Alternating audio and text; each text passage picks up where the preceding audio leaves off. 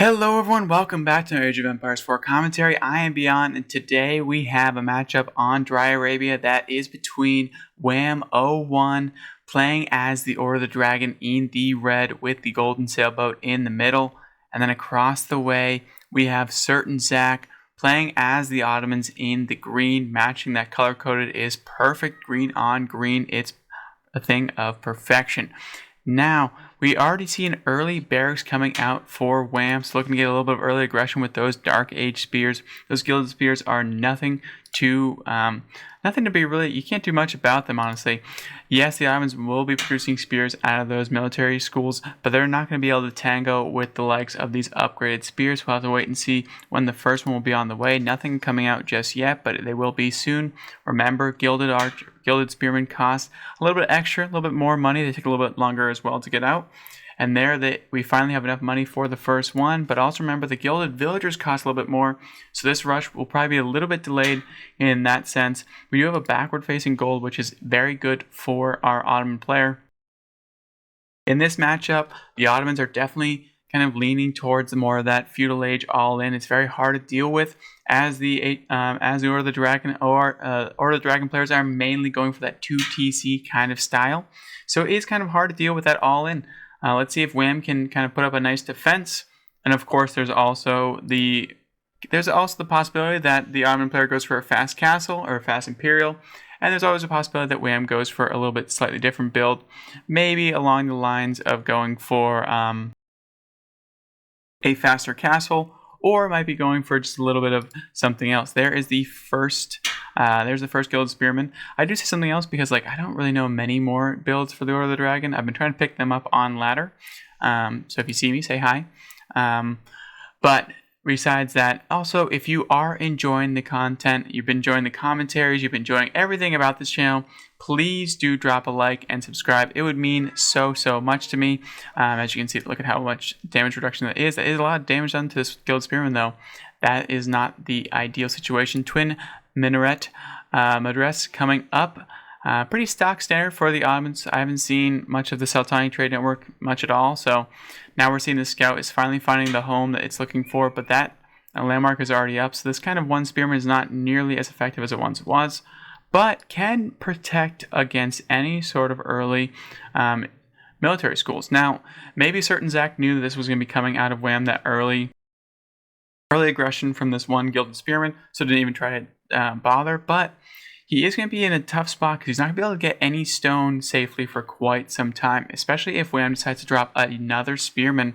It will make it very difficult to kind of make that happen, because Wham has this early Spearman that's going to be able to cause a lot of harass and going down, and that means you can't get that early military school, which leads to those free units, which also leads to that push timing, which is so important, especially going up against something like the Order of the Dragon that likes to go for 2TCs.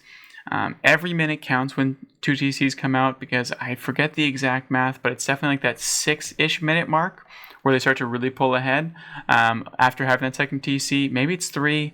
Again, I could be wrong. I remember a stat coming out on one of the broadcasts, but I just can't seem for the life of me to remember. I will say this thing is throwing seeds of Molotovs over here, though. 20 a pop. Going to take down this mining camp quite soon. But the power of the Ottomans really does lie in those military schools. And it's not working out too well at the current moment because there's no stone being collected anywhere. We do have the 50 to start off with, so he will be able to get 1. But as you remember, military schools also take forever as well to actually start getting that production going. And there's the archery range. So looking like they're not even going to bother with that and going to be moving on right to getting up that archery range quite soon. Military schools do need 100, so couldn't even get that if they wanted to. And then, look, it's going to be scooping up a free mining camp. Going to be burning down. 8, 7, 6, 5, 4, 3, 2, 1. Boom. And there we go. So it actually has to wait for an archery range to go down before it can actually safely move out to get this stone. Which, again, this will delay ever so slightly that timing push that we were talking about. Wham is also focusing on getting that second TC up as quickly as possible, only leaving 1 on mine work. And mine work has been the way to go from what I've been seeing with Order of the Dragon. The Achaean Chapel feels a little bit fake. Without that prelate, doesn't really seem to be doing the same type of job or numbers that the traditional HRE does. I would love to see the variations of these landmarks kind of change a little bit more for the Order of the Dragon in the future, I think that would be the key to their success and being a long-term civ. I will say they're so much fun. I've been loving playing them, so I think I will continue. But I hope to do get some tweaks to maybe make them a little bit more enjoyable to play in certain matchups. And honestly, they're pretty much a C to D tier civ at the current moment. So if you can climb with them, you can climb with anyone. But I will say, they do have they are more like the English level of easy. So, it is what it is. We're aging out here. We don't have the young fingers as we once did. So the low cognitive load after a long work day, it does make sense to me, honestly. The military school is going down. We're all surrounding this blacksmith. And obviously getting that boost for all these production buildings. We have a stable as well. So seeing that Sipahi Archer traditional all in is what we're going to be looking at. Of course, this could be kind of reduced a little bit, but if we see a few more production buildings go down for the Ottoman player, that might be kind of the eyes on the prize situation, what we might be looking at here.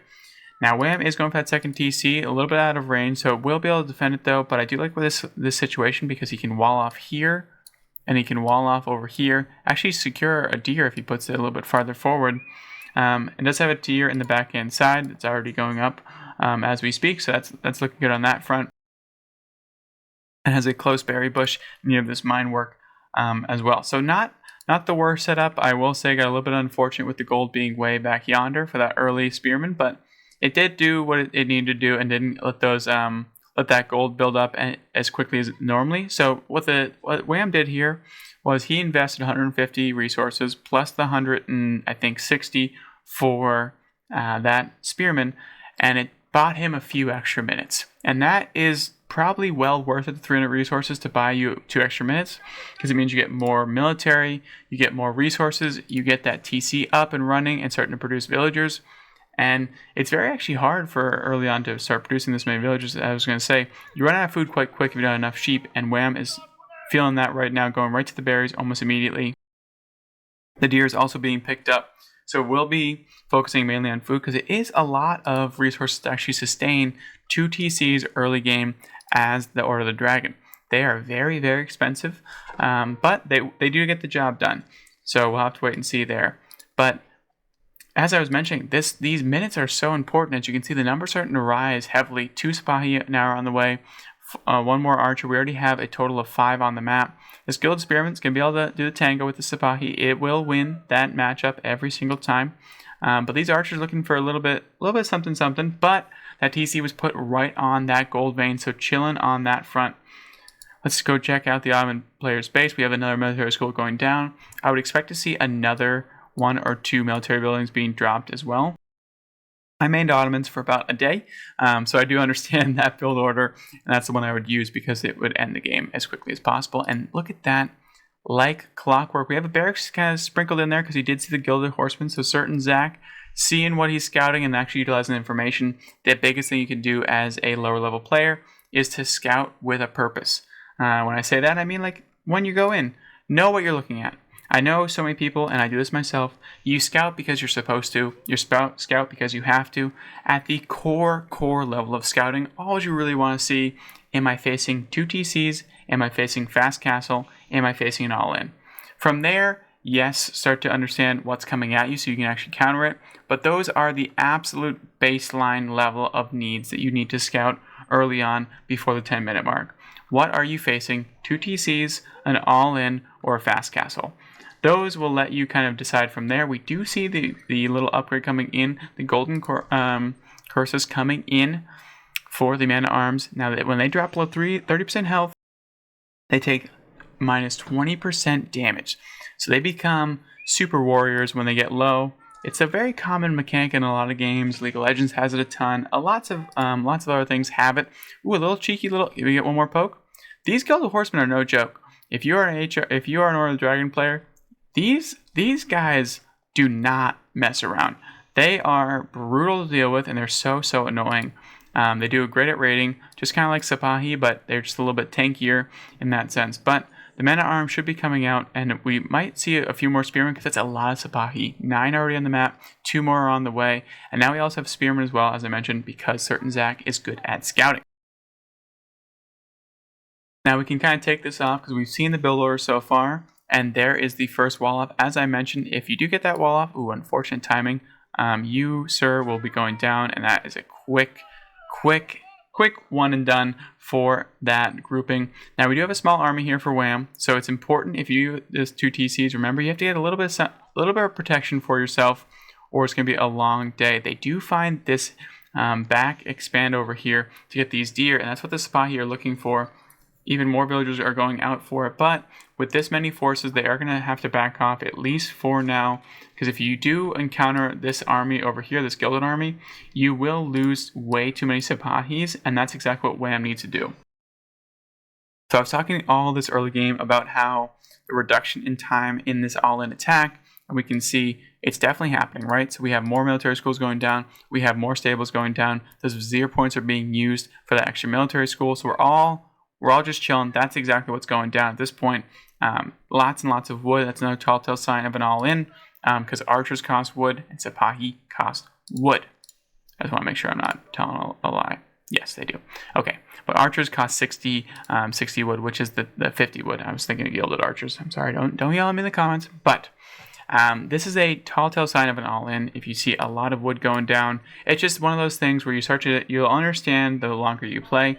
And I am by no means an expert. I'm just saying what I can see with my God mode vision. There is the wall off as we expected. One villager did go down for that good.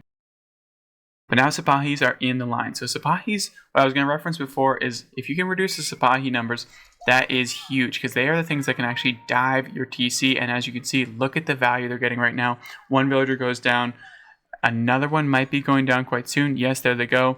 3 have gone down. Sipahis are taking a good amount of damage, and they don't heal up. These aren't Joan of Arc. This isn't all that nonsense. So you can't just go back and just heal up. Another Sipahi does go down. So it is worth it because 2 dragon villagers goes down, but Wham still has the villager lead, plus has a second TC. So this economy will start to really be advantageous. Gonna have to pull these ones back. There we go. Is going to lose one, I think. Unfortunately, nope. Is going to keep it alive, but it's essentially dead at this point. We're trying to get a wall off over here, which would be huge. If you can funnel them into this main TC. The main TC has 15 slots and has a much more firepower than these side TCs, only 7 slots. So if you can fight in here, this is the preferred location. So this wall off is very, very smart from Wham.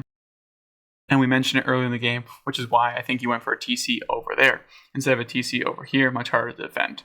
This is going to funnel them into a few chokes. They can always go all the way around, though, which is a concern for sure. But when people are going all in, they usually have to go all in right in your face to do as much damage as humanly possible. And there is the first Sipahi attack. We can see that Wham has lined them up into this corridor, which means that this gilded army is going to be the most efficient in there. Because gilded army, you are less soldiers, but they're stronger. So if you can take away the advantages, think about it like 300. Why they won against the Persian army? They funnel them in down a very, I think it's like a goat path or sheep path. Or that's how they were actually defeated. Oh my goodness. But they were funneled into an exact corridor, a larger army. And that is what made the difference. They were to hold the line, and that's exactly what happened right here with Wham. Only needs about 5 or 6 units to kind of cut this off across. And that made it so that the Sipahi can get a full surround, especially on the gilded archers, which are very, very good at DPS. But they are very, very inefficient at running away. So Sipahi coming in over here. This could be a great little avenue over here because of this deer and this berry patch. So Wham has to defend this. You can see the red blobs are already moving out. But a nice reaction here, splitting up every villager across the way so it can get a wall up almost instantly, which will mean, and certain Zach will know this for sure, the second that goes up like that, it means that they're going to buy even more time, which means that Wham's army is going to be in position if I decide to break through this. So we actually might back off. We do see a cheeky little raid over here from the Gilded Horseman, and actually Wham has now started to take the lead in terms of villager kill count, 4-2-3. Counter raids are so important, even if you're getting all in. If you can sneak out a few horsemen or whatever you have, it's super, super important. The Ottoman player is also walling off, does not want to deal with any more of this nonsense of these raiding gilded horsemen. They're actually going to stay around because this horseman is going to win this raid one more time. Pulls back. I didn't even actually see this little dude in here, so they will not win because of that spearman. This is a sizable force out front. These spearmen are going to be able to deal quite well into the gilded horsemen if there are any left. but there's no left, so there's no armored units. Sipahi are going to be the ones doing the tanking. We do see there's 14 men-at-arms and Guild Archers. If they can take and engage in this kind of corridor over here, I do like Wham in this fight for the defense. And the longer you give the Order of the Dragon, the more time you give, as I mentioned, about 6 minutes-ish in that time frame. If you have a TC, look at how much more, even though they cost more and they take longer to actually get on the field, look at the damage being done. Now Wham is starting to expand into economic upgrades as well, which makes the Order of the Dragon scarier and scarier. Because once you make the villagers more efficient, their carry time and their carry load is even more important, which is a 40%. I believe, yes. No. Yes, 20% faster. So they're very, very good, and they have a very high capacity to actually carry. There's the extra carry capacity, 40% more resources. And the Sipahi have actually made it into the back of the base, as I've been yammering on about what they actually can carry or what they can't. Wham's actually doing a reverse wall and is going to be trying to get them locked in the backside of his base, which is such a smart move. These new walls are so nice. They actually make it so that you can actually utilize standing defenses. So I do like this change from the developers have done. But there we go. They're getting in, and now the Sipahi, losing the Sipahi is going to be brutal. This army is actually moving in as well to die this TC, but the Sipahi numbers are going to be really what's influential. Actually, they can go around that, I believe. And there they go. They're diving each side, and there's a lot going down. Four villagers are going down, so one more in this attack so far. But these men-at-arms are able to soak up a ton of this archer damage. They do absolutely nothing to them. 6 villagers have gone down, but so many of these forces have gone down. I don't think it's going to be worth it in the long run. 68 to 58, which means it's very, very even. And when you have TC fire coming into play, you know you're going to take that win. And if you have men-at-arms into an archer mass, it is going to be a W. And Wham pulls out the defense so far with this men-at-arms archer combo, which is exactly what I've been loving with HRE. They're trying to get, with Order of the Dragon. They're trying to get in on these Gilded Archers, but Wham is doing a good job at trying to save them. But they did get a nice round over here. A few more men-at-arms are on the backhand side. Gilded Archers are trying their best. They were taken down quite quickly, but a nice trade out here for these men-at-arms. Remember, they get tankier when they drop below 30%. They start becoming invincible soldiers, and that's making the difference right now. That upgrade is the pivotal point at this point, and if there's only archers left, that's not what you want to see. 19 men-at-arms are moving, they're grooving their way towards you, and that is worst case scenario. You can see the entire archer mass can barely take down one of these, especially with the juiced up upgrades. Now these men-at-arms are running across the map at full tilt. No one's going to stop them. The Sipahi's in front. It just takes one misclick, one bad kiting, and it's all she wrote. They're trying to get in on the Sipahi. The Sipahi have started to take them on, which is not what you want to be doing as a Sipahi. Sipahi get over on these archers, and that's what they're doing. One is being drawn back, and they're trying their best to take this down, but Wham seems to be sitting in the driver's seat, 46 to 29. And remember, Wham has 2 TCs, so he's up by 16 dragon villagers, which is really more like being up by like maybe 25 to 30. I don't know if it's the exact math. Again, I'm sure there's some math in there, and I know that the reason why ORD is one of the reasons why Order of the Dragon isn't thought of as a very good civ at the current moment is that their upgraded villagers aren't even that amazing in comparison. So I know it's probably not nearly as much as it should be up, but when Order of the Dragon has this big of a lead in terms of villagers, you're going to be sitting in a very, very good spot. The upgrades are coming in as well for both players. Certain Zach, what is going to be his game plan, right? I'm assuming we're going to be going to castle. We're starting to see a lot of fortified outposts. I don't know if it's really needed at this point, though. Like, what are you going to do? These fortified outposts really can't take on this man-at-arms, and it doesn't really seem like there's much of a need to actually invest as much money into these outposts. But I guess if you have the stone, why not? But it does seem a bit peculiar to be spending that much on there. We do have one more person on stone, just making sure. We have another round of production going down, so is certain Zach going to stay in feudal? I mean, I guess that might be the play, because you're not going to beat them in Castle Age, right? Like, if you go up to Castle Age, Wham's going to go up to Castle Age and probably rinse you in that capacity. But the Sipahi are looking for some way in. Wham does see them, though, with that tower. So we'll be looking to get a nice trade-off over here. They will win the foot race, though, so that's going to be no doubt about that. And everyone with these golden swords is running at them at all costs. You can see that the archers are trying to get some pot shots off on them. The men-at-arms are trying to chase them down at all costs, but they really can't. We do see this blob of archers moving out. They will, if they see this is actually going to be brutal. Wham smartly sees this out of his outpost, so calls them back. We have more villagers also coming back from that backwards wood line. And there is the engage. Nope, we're going to be quickly moving out again. These archers actually can't get in, though. There's nowhere for them to actually make contact with any of their kind of like Sipahi brothers that are stuck back here. They can kind of move all around, and maybe if they get like some sight over here, they can take some down from this forward wood line. But the Sipahi master is going to have to just play hide and seek behind this wood line over here. And as I mentioned, that is probably the worst case scenario.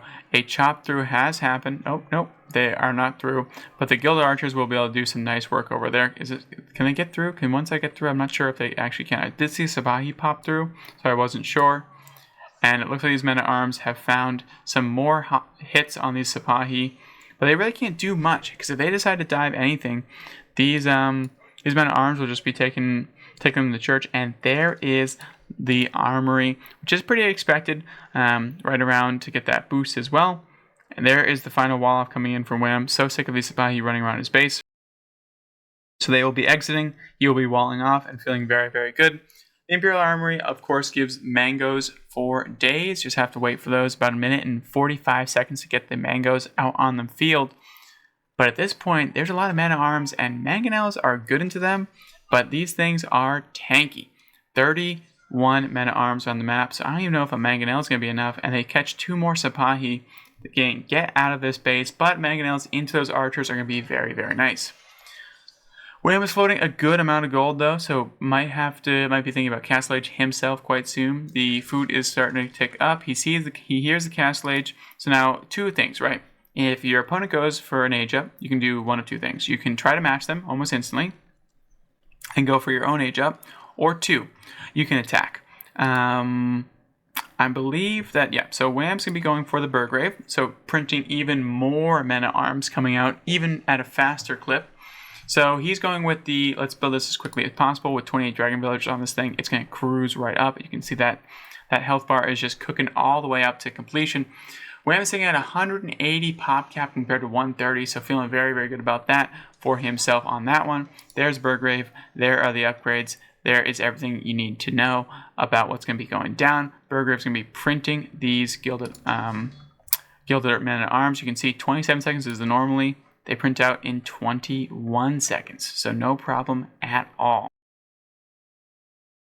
So Wham decided to go for the upgrades, and it looks like both players are going to be content to go down that route.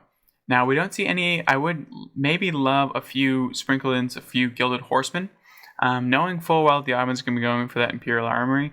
So I think it would make the most sense to kind of do that, because, there's 3 over here, but they're going to be running into the golden swords. They're going to be, I was going to say, you don't want that. You don't want that at all, Sipahi. You might want to get out of there. But they actually are going to get 5 villagers, it looks like. No, they get 3. They get 4. So a nice trade there. And does get out. So a nice pick off there from Certain Zach. Gets a good amount of villagers killed off. And that boar, it was mainly used. So Wham's not going to be too upset about that. But we'll probably be more upset about the villagers being lost. But these are now Castle Age archers, and there's not enough of them to really do damage. But look at that. This man-at-arm only takes 4 per shot at this point. But you can see the rapid fire aspect of these archers makes it a little bit more into normal men-at-arms. Sipahi they will be looking to do even more of a trade. I think Wham's going to say, you know what? I'm so sick of chasing those things around. I'm down to just kind of move into your base. My just ball of Gilded Men-at-Arms. Look at this. And here we go. Medders in front, not where you want them to be. The full-on engage is happening. Where is this mangonel? It is finally on the map. It's probably rolling its way over. Absolutely useless. It hasn't come into play just yet. And there are Lancers on the field, but that's not nearly enough. The Medders have been taken down. Wham smartly focuses fires down those. And with these Castle Age archers, he's able to absolutely cook these away. There is the mangonel.